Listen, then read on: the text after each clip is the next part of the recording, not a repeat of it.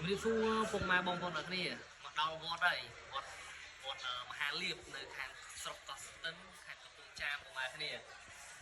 ស្គូនៅកាត់កំបីទឹកដែលមានឈ្មោះសុភាកសាងលើនេះហើយស្រេចហើយនឹងឈើកគីពុកម៉ែគ្នាឈើកគីស្គរនេះហើយជើងនេះជើងឈើចក្រម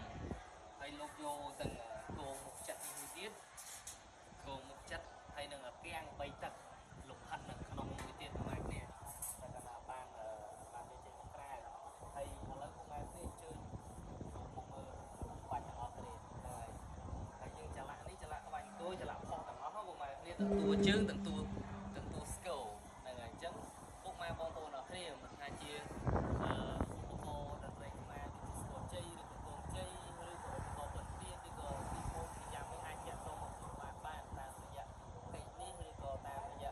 លេខទូរស័ព្ទ Telegram 071775544និង19ពុកម៉ែបងប្អូនអរគ្នាអរគុណជួបគ្នាវីដេអូក្រោយ